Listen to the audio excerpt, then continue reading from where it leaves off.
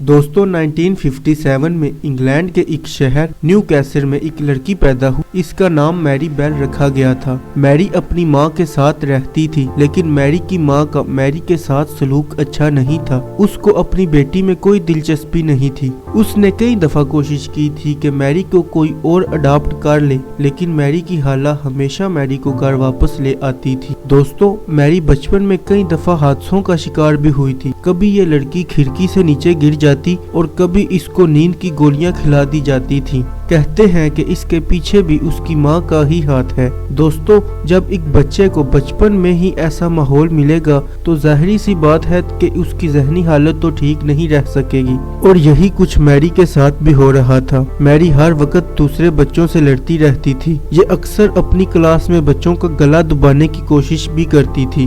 दोस्तों, वक्त गुजरता रहा और जैसे जैसे मैरी बड़ी होती गई, ये लड़की मजीद डिप्रेशन का शिकार होती गई। जैसा कि दोस्तों 11 मई 1968 का दिन था। मैरी ने अपने पड़ोसियों के 3 साला बच्चे को काफी ऊंचाई से नीचे फेंक दिया था। उस वक्त सबको लगा कि ये एक एक्सीडेंट है, लेकिन मैरी ने सब कुछ जानबूझकर किया था। इसके कुछ ही दिन बाद मैरी के पड़ोस में रहने वाली औरतों ने पुलिस को शिकायत की कि मैरी ने उनके बच्चों का गला दबाकर मारने की कोशिश की है। मैरी की एज उस वक्त तकरीबन 11 से 12 साल थी, इसलिए पुलिस ने उसे समझाया लेकिन अरेस्ट नहीं किया। लेकिन पुलिस के ज़हनो गुमान में भी नहीं था मैरी सिर्फ 12 साल की बच्ची कितनी अग्रेसिव हो चुकी है। और दोस्तों, कुछ ही दिन बाद 25 मई 1968 को वो हुआ जिसने मैरी को एक कातिल बना दिया था। मैरी ने एक 4 साला बच्चे मार्टिन ब्राउन को एक वीरान घर में गला दबा कर मार डाला। दोस्तों, उस जगह कई पुराने घरों को तोड़कर नए घर तामीर किए जा रहे थे और उन्हीं पुराने घरों में रहने वाली फैमिलीज के बच्चे अक्सर वहां खेला करते थे। मैरी ने उन्हीं खेलने वाले बच्चों में से एक बच्चे को कत्ल किया था। बहरहाल, मैरी के जुर्म की दास्तान यहाँ खत्म नहीं हुई। इसके बाद मैरी अपनी एक दोस्त नॉर्मा के साथ बच्चों के स्कूल में घुस गई और उसने वहाँ लिखा कि मैंने उस बच्चे को कत्ल किया है और मैं और भी बच्चों को कत्ल कर दूंगी। लेकिन स्कूल वालों को लगा कि मैरी ने ये सब मजाक में लिखा है।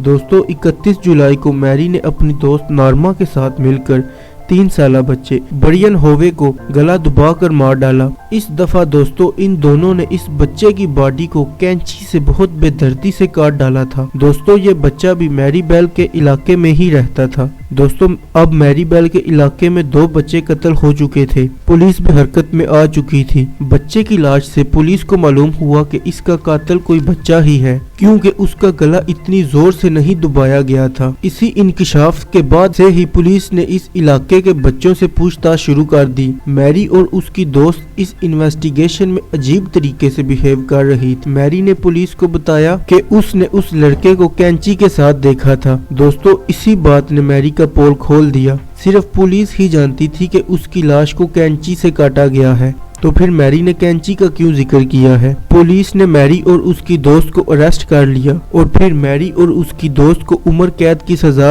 सुना दी गई। दोस्तों, 12 साल के बाद मैरी को रिहा किया गया, लेकिन उस पर कड़ी नजर रखी गई कि वो दोबारा ऐसी हरकत न कर दे। दोस्तों, उसके बाद मैरी की शादी हुई और दोस्तों अब उसकी एक बच्ची भी है। अब भी मैरी बेल का कोई खास पता तो नहीं कि वो कहाँ है, लेकिन उसने 12 साल की छोटी उम्र में 2 बच्चों का कत्ल किया था।